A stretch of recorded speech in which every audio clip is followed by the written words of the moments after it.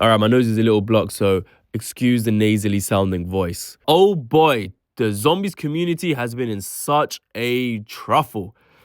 Is that even the right word? The Tomb is probably the most controversial map we've had in a long time on zombies, and there's so many people out there that just hate on it.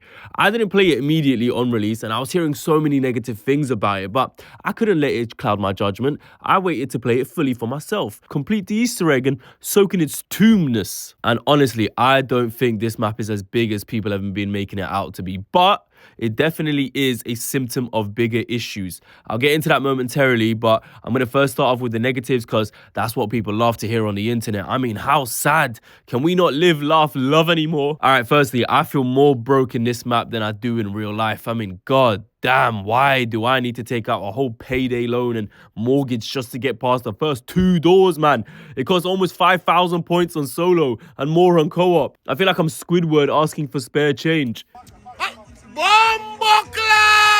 Rich! Millionaire! Millionaire! More than likely, it's a tactic in order to get you to slow down because the map itself isn't very large. If it cost any cheaper, you could probably get to pack a bunch of like round 2, which fair, I understand. But I will admit the thought of selling Carver's kidney just for some points has crossed my mind. We also have a new special zombie. Can you guess what it is? You'll be shocked to hear it. Get it? It's the shock mimic. And I use new extremely wrong because it is not at all new. And frankly, I hate this MF. He can suck your dead great-grand for your dad's batty crease, rude boy. Let me show you my first reaction with the mimic, just so you get an idea of what I was feeling. He's kind of slow. Oh my God. No! This map just wants to hug you, bro. It is the most clingy map of all time. How are we gonna have 2 zombie types that just grab you and give you a big old sloppy kiss? And don't come at me with this skill issue nonsense, yeah, like some people did. I'm not saying they're hard to kill. I went to round 103 on this map already. And oh my God, side note, the amount of amalgams and mimics and doppelgasts that spawn simultaneously is horror. I've been grabbed enough times to file a police report. Like I said, they're not hard, just bullet spongy, especially in the higher rounds, but there should at least be a counter to them. Take, for example, Origins. The Panzer grabs you, you can shoot the red light and break free. With these guys, there's no chance to fight back. Citadel had the parry, which was great. Something like that would be amazing again. But moreover, why must Treyarch reuse the same enemy types over and over? Why not have something that fits the Tomb's aesthetic? The map could have benefited greatly from a unique zombie type. Now, I don't claim to know anything about game dev. It probably isn't that simple, but surely if they can do Brutus, Panzer, Avogadro, Jumping Jacks back in Black Ops 2 days with way less dev time, surely more than just an amalgam can be made new now, right? And while I'm at it, I might as well address death perception. I mean, I was not excited at all for this perk and didn't go, ooh, when I read the blog post. The augments, they seem kind of a bit nothing like, oh my God, that might actually be helpful. We'll see though, maybe as I play with it more and more, unlock the augments and such, maybe I'll change my tune. But I feel like all these new, quote unquote, new perks that are going to be coming out in the rest of the seasons, it's just going to be things we've already seen. It's probably going to be like Who's Who and Tombstone and whatnot. Like, it's just going to be like, okay, yeah, so we're back to base, what we had before, and there's nothing new. Oh, it's the description of death perception. Drink to see enemies through walls. That's called schizophrenia. Yeah. Okay, now it's time for the big boy criticism. So buckle up, yeah, we're about to get philosophical. The biggest negative thing with this map is that it lacks aura. I know I don't mean visually. In that department, it looks great, which I'll expand on that in the positive section. Although the Dark Ether sky does look pretty bad. It's really blurry, and if you stare at it for like 10 seconds, you can immediately tell it's a PNG. It looks bad blurry. It does. It looks like a photo screenshot. Yeah, true actually. If you look at the rocks in the far distance here, you can tell. Why'd they do that? Is that part of the Easter egg? No, but find out, like, this is just the fucking game. It's not real life? They just like, the outro cutscene is just like, developers like, yo, get some fucking bitches, bro. Bitches. What I mean is that there are so many little things that completely diminish the uniqueness and aura of the map that makes it seem rushed. Let me break it down. Exhibit A, the fact that there is no intro cutscene at all is nuts. This is such an aura loss for the map because there is no setup to this location. We lack any context to this place and why it is special, which in turn makes it seem even more like a filler map than anything else. There was great potential to build on the characters, add depth to their personalities. There's intel on this map where the characters are talking to each other, like Gray and Maya talking about creating their own team, and Ravenov and Sam talking about his relationship with Maxis. The cutscene could have featured these instead, making the players care a little more about them. Instead of it just being like action, it could have been some developments. You could have maybe had Ravenov and Strauss talk about the tomb and the significance of it. Boom, now you have lore to indulge in. You could have had Peck, Carver and Weaver start to slowly work out their differences. And spoilers ahead for the outro cutscene, I'm going to talk about it now, and if you want to experience it for yourself, then use the timeline on the video to skip over this portion. I didn't watch the cutscene beforehand. I wanted to finish the boss fight and watch it for myself for the first time. And as I finished watching it, it was just so disappointing and underwhelming. Not a single line of dialogue from any of the crew besides Raptor 1, but he's boss man anyway. They grabbed the Sentinel artifact and not one of them had anything to say. Not even Strauss, who would have probably been losing his mind at this revelation. Then you get this digitization of Sam talking with text popping up in a manner that you have no time to read at all, which gives context, I guess. And mind you, it sounds like a recast of the original voice actor. But this is all wasted breath. Most likely, Treyarch already had a proper intro and outro cutscene and they already had all the dialogue ready to go. But as I said earlier, these are all symptoms of a bigger issue. And the issue in question would be the voice actors leaving over a lack of protection against AI in their contracts. We got these reports coming in from the time of release of Citadel, but Citadel came out fine. It had the intro cutscene, it had a really good outro cutscene. The dialogue in game was great, it was engaging. So more than likely they had already finished this before the voice actors made their stand. And now we're feeling the effects of it in the tomb, and very obviously, which sucks. Because we started this year excited that Treyarch finally were giving it their all on zombies with unique round-based maps coming out, and then it starts to fall flat. And mind you, this isn't the first time this has happened. On Black Ops 3, Zombie starts out incredibly strong and continues strong, but then Revelations comes out and people find the map to be sort of fan service and not entirely unique, and the outro cutscene was underwhelming, but it wasn't that bad, right? We still had a very good time with zombies on Black Ops 3. Black Ops 4, you got 4 launch maps, which is unheard of. It was looking like it's going to be a great year, but then by the end, the mode suffers from budget cuts, which take a heavy toll. The cutscenes aren't even proper cutscenes anymore, they're just images essentially.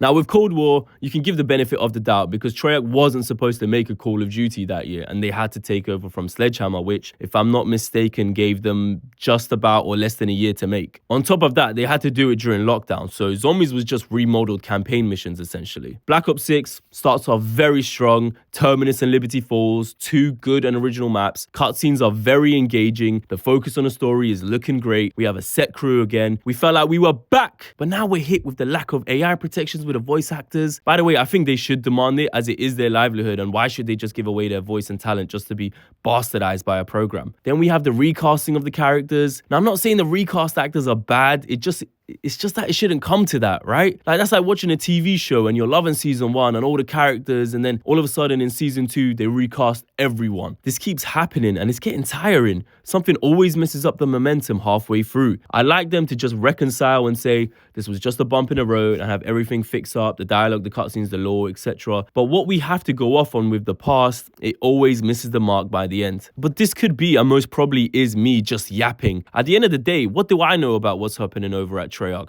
What does anyone else know? We're all just theorizing and going off on rumors and hearsay. Sure, I've just been a little pessimistic and I could just eat my words by the time the next map comes out. They could either reconcile, recast, and the next map is back to where we left off. Who's to say they won't also add it in the future? People like to be all doom and gloom, especially on these platforms, because that's what gets the views. That's what gets people's attentions. They say this map is a complete write-off, which in no way it is. There's good things to this map that make it worth playing. So let's get into those about what makes my toes curl while playing. Let's not tell any lies, all right? This map looks really, really nice. It's visually appealing and interesting. I think the design and art team really smashed it out the park. The aesthetic and color palette, starting from the bright sandy color of the outside excavation site, making it feel warm, to the dark caves with the sunlight breaking through, giving it that cold color. Not to mention the vividness of the dark ether. Excluding the questionable texture quality of the skybox, it looks really nice with the bluey haze, giving it that ethereal industrial feel with the mushrooms contrasting off it. The design of the zombies is also really well made. I noticed it as soon as I booted up the first play. I love the more skeletal look to them as opposed to the fleshy standard zombie look. It perfectly fits into the map and the whole it's a tomb that hasn't been explored in eons vibe they're going for. The music has never been Treyarch's weak point, and that is only solidified here. The track that plays when first starting the map, as well as the round changes, make it feel so medieval and mysterious that I really like. And the Easter egg song as well. Come on, Kevin Sherwood. Do we have to say anything really? Now, as a zombies lore enthusiast, yes, I know I need urgent psychological help. I like the intel and reading it. Learning more about what's happening is my cup of tea. And the intel in this map is very...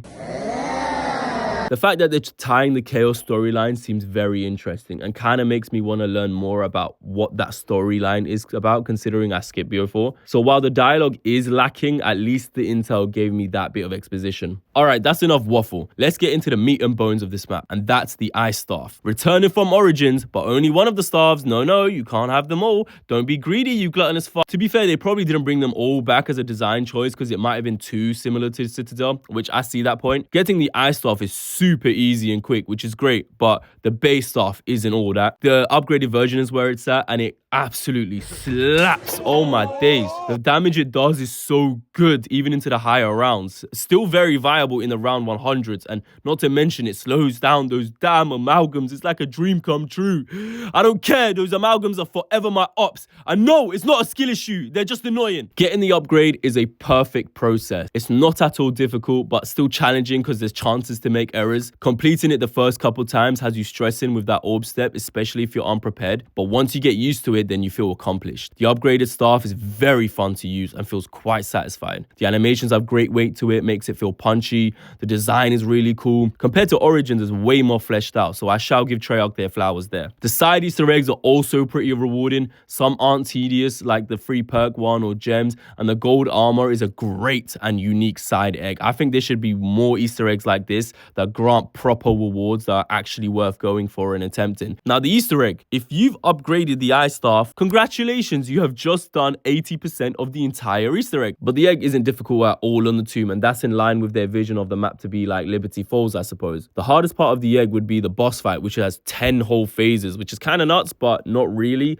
The first 4 phases are pretty easy, but the real difficulty comes when there is those charged up bosses that can take you down in 1 or 2 hits. It's unlikely you'll beat the fight first try, especially if you're not that prepared on what to expect. But if you do, congratulations. The one thing I like about the fight too is that there's room to improve. You can skip a phase if you shoot the Sentinel artifact quick enough or develop strats to take down the buff zombies. For example, my friend and I completed it with me using this Ice Staff to slow them down, and he shot them with the ASG. It was like a crowd control kind of tactic. But the actual boss fight is kind of not all that. So the main boss is literally just an object, and you pretty much fight what you normally come across in normal rounds, but with higher health and damage. Not that interesting. So all in all, I think people were too quick to hate on this map completely. Yeah, it definitely has its flaws, don't get me wrong. I'm not claiming it's the best map so far, it certainly isn't. The issues with the voice actors, which is limited the dialogue and lack of intro, really diminished the map's aura. Also, the lackluster outro cutscene and little things like weird textures and reuse of zombies makes it feel like such a rushed filler map. And don't even get me started on how much you get gripped up by the amalgam and shock mimic. Like, come on, Treyarch, really? But the wonder weapon is very fun to use, and the feel and the look of the map is to be commended. It being a small map like Liberty Falls with a quicker and easier Easter egg is a nice change of pace from the 2-hour-long eggs, which if you just want to have a quick and chill game, this map really accommodates for that. Not to mention no manglers. Oh my god, I could only take being told it is my doom so many more times. Okay, so my final ranking for the Tomb. 9 out of 10, baby. Best map in all the zombies. I don't want to hear it. Black Ops 3, forget all that. The Tomb is where it's at. All right, thanks for watching. Like and subscribe. No, I'm joking. I'd probably rate it a 6 out of 10 if I'm honest. Maybe I'll do a full ranking at the end of Black Ops 6 and see what changes about how I feel with all these maps, so subscribe for that. But if you're fairly new to zombies, I have an ultimate beginner's guide which contains all the info you might need right on the screen now. Or maybe let YouTube show you what it thinks you might enjoy here. Either way, see you there. Oh my god, what happened? Boss, did my game just crash?